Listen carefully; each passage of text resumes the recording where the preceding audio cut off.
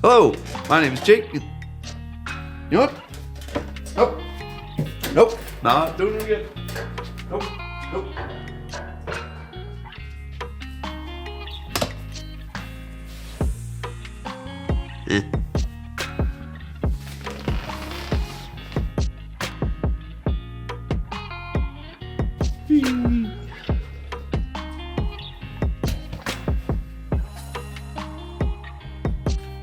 That'll do.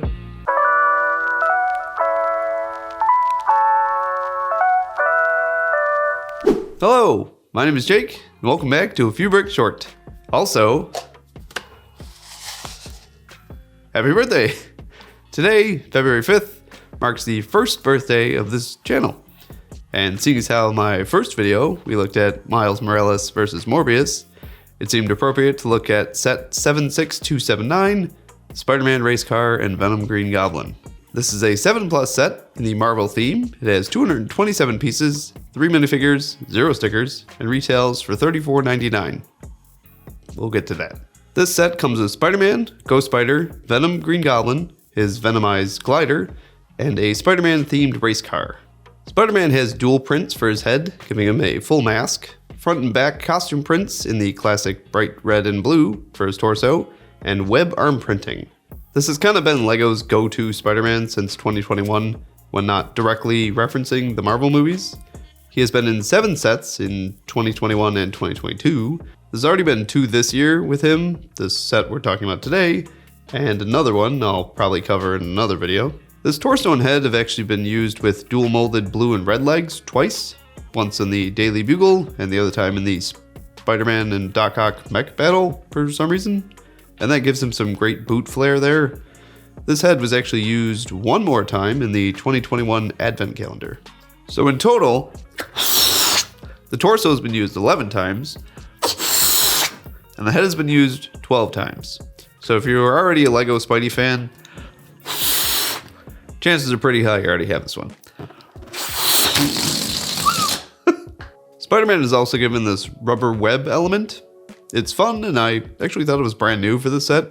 Its first appearance was in the Spider-Man Final Battle set, so it's newer. The intention is to wrap it around the figures so they can be trapped in the web, which is a pretty fun play feature of the set, but I do wonder how long it would take to be stuck in the shape and not able to bounce back. Ghost Spider is another fun figure. This particular version has been used in 2 other sets, with the same head and torso used with a different hood style in 2 more sets. She has only 1 face print and does not have any arm printing, but this makes sense with her usual style of costume. Her torso is pretty great looking, having both front and back print. She has a touch of colored printing with medium azure webs on magenta background near her back and shoulders. In many of her costumes, this is usually around her armpit and triceps area, her biceps, or sometimes just her forearms. If they were to ever do a fancier premium version of Ghost Spider, I would love to see that print on her arm in some way, plus maybe some dual molded or printed black and azure legs to give Ghost Spider her usual ballet shoes or Converse. She does come with 2 white Power Blast and a skateboard, almost in her azure and magenta colors, so that's fun. The spiders are also given this flexible rope in white that can be used for web swinging and such. Now, the largest draw of the set, in my opinion, is Venom Green Goblin. He's a brand new figure portraying Green Goblin being taken over by the Venom symbiote. This is not the first time LEGO has had a character affected by the symbiote. They've done it to Iron Man, twice. I only have the partially transformed figure myself, and honestly, the only difference is in the helmet. They've also done it to the buildable Groot. I'm sure they'll do this to another character at some point. Venom Green Goblin has this nice dual molded hat and earpiece we've seen on other goblins before, some of which in different shades. He has 2 face prints, one partially transformed, and one with his face fully taken over. The eyes for Venom are a lighter yellow, as opposed to the usual white for the full Venom figure. I actually think this works well in the case of Green Goblin. Hopefully this shows up on camera. I do wish the second face print was a slightly different facial expression than the full Venom figure, but that's a minor complaint. It's really more of a Venom problem, as he should probably come with more facial expressions. Green Goblin's right arm and legs are fully plain black, like Venom. His torso is super awesome. with the symbiote still taking over Goblin's body, seemingly from the front, wrapping to the back, which is fun. The spider emblem, I think you can still call it an emblem on a living creature, is actually different than the full Venom figure. Just a fun detail to point out. I think the fact the symbiote is taking over a different character justifies these differences, but I don't even know if this is comically accurate. I just think the whole concept is fun. I'm very behind on my comic reading. Huh. Marvel Unlimited is only $70 a year. It also reminds me of Monster Ock from the end of the Spider-Man game I played on the PlayStation 1. So at least I know a symbiote supercharging other villains is not completely unprecedented. Sorry for the spoiler, but the game is 24 years old at this point. I do appreciate how this Venomized Green Goblin is the most recent version of Goblin, even though we haven't seen him in the set in a few years. It is the same green and purple color, and the torso elements underneath the symbiote are the same. I think this works nicely in terms of like play continuity, but it may be a little harder for a kid to get their hands on a Green Goblin if they don't have one at this point. Unless, of course, they have a parent that knows how to navigate Bricklink. It could also work nicely for some stop motion transformations. Venom Green Goblin also comes with a glider. It is intended to look like it's also been consumed by the symbiote. It is a simple but effective construction. It's clearly a glider. The side parts are attached to a bar, giving them some flexibility, either for play or just providing more interesting shape to the full glider. It has 2 stud shooters, a place for the goblin to stand, or sit if he's feeling lazy. The back has some tendrils, which I think they look like they're kind of flapping in the wind or wiggling about. I'd say it's really the tendrils that sells the Venom took over part to me. Otherwise, it's just a black glider. The white parts also make this feel more on brand for Venom versus its symbiote covered glider, which is fine. It's just an observation. Again, I don't know how feasible it is for a symbiote to be taking over tech is based on the comics or anything, but it is a fun concept regardless. And I'm all for things like Marvel having different interpretations, especially in toys, and that's kind of the point here. I'm just curious if it has any comic origins. Yes, this is a happy birthday wine glass, not a flute. I was going for a theme, not drinkware aesthetics. Oh, and he comes with a pumpkin bomb. So the main build for this set, of course, is Spider-Man's race car. The car was very fun to put together. Being a 6+ set, it has some nice complexity and build techniques without being too complicated for the age range. I was a little worried about the windshield when I first saw photos of the set, because I thought they seemed very similar to the electric car, which has these 2 windshield pieces that are attached at the far ends and just kind of float in the middle. It's not my favorite. But thankfully, this is different and attaches securely at a few points. This transparent dark blue windshield is nice and seems to be the first time it's in this color. Inside, you can see a few control panels, a steering wheel, a trunk space where Ghost Spider can throw her skateboard, and a space for both Spider-Man and Ghost Spider to sit. Up front, we have this cool negative space spider print on a slope, and of course, 2 web shooters. Hey, you. You're finally awake. The sides have these Nexonite shields with web printing on them. They are new to the set, I believe, but whenever I do these set reviews relatively soon after they're released, the inventory is never done on Bricklink. I even tried to look for the part by part number from the instructions, and nothing comes up. I like the, did you mean, huh?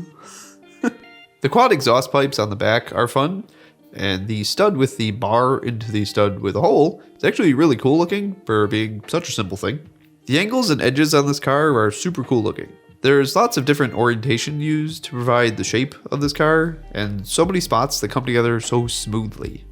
Like the front bumper was added sideways, and the way the slope just lines up so smoothly is really satisfying. Same with back here.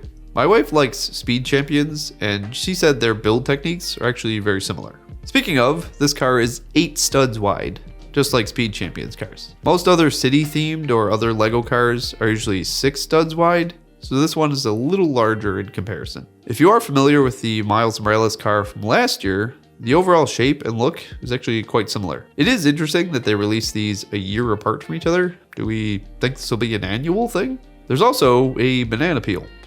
This is new this year and only found in this set, one other Spider-Man set, and a friend set. I'm not sure why it was included in this set, as it's just kind of there, but it is fun to have. So the price. This set is $34.99. When I bought it, I honestly didn't really think anything of it, which I don't know if that says something about what I expect prices to be these days, or my Lego buying habits. I just knew I wanted the set. Then I saw the Miles Morales vs. Morbius set on a shelf at Walmart for $24.99, and I thought, oh, that's a good sale. Well, I checked, and that's the original price.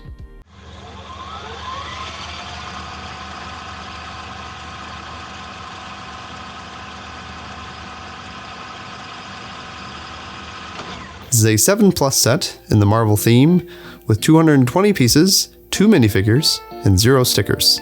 This set retails for $24.99. That's right. The Miles vs. Morbius set has only 7 less pieces and is $10 cheaper than the set. Now, what could cause its price difference? The sets seem so similar. What does the Spider-Man car have that the Miles one does not? Well, at first, you could assume it's the figures. Spider-Man's car comes with 3, not 2. Venom Green Goblin is brand new. Well, nay. Miles and Morbius were both new figures. And Spidey in this set has basically been in 11 sets, and Ghost Spider in 4, minus a hood swap on 2 of them. Well, there are new printed tiles and a slope. Nope. Miles' car has a printed slope too. But Spider-Man gets the point here for 5 total printed elements, I guess. Maybe it's the recolor on the windshield. Nope. Miles' car did that too. And also had a recolor of this crazy thing. I honestly don't know what could cause the price difference between the two. Maybe it's the squishy web or the banana peel. The problem is $24.99 is such a great price for the Miles car, and Lego is still selling it at that. Now, $34.99 is not a terrible price. It's just so odd that there's something so similar for sale still for $10 less. I don't know what's happening with the prices on some Marvel sets these days, but that's a discussion for another time. So that's the set. I do like it. I think the minifigure selection is great, even if only one of them is brand new. The accessories are a fun addition to anyone's collection, and are pretty broad in their play possibilities. The car itself is a really fun build.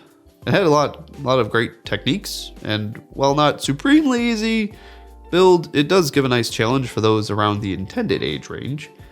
The price, while not a bad price, in my opinion, it's not the best price. I think it would just be up to the person buying the set on how badly they would like a Spider-Man themed car. I also like when Marvel sets are kind of loosely based on characters and not necessarily on an event or a movie or anything. I just feel like it kind of expands on the possibilities of the set more. I will most likely be incorporating this into my city once that's built. Unless, of course, the car is too wide, then I'll probably just display it. Well, that's all I had today. I appreciate you being here, especially with my nose. Apparently I found a cold of some sort. If you haven't already, I would appreciate it if you'd subscribe so we can keep this going another year. Well, let me know what you think, and I'll see you next time.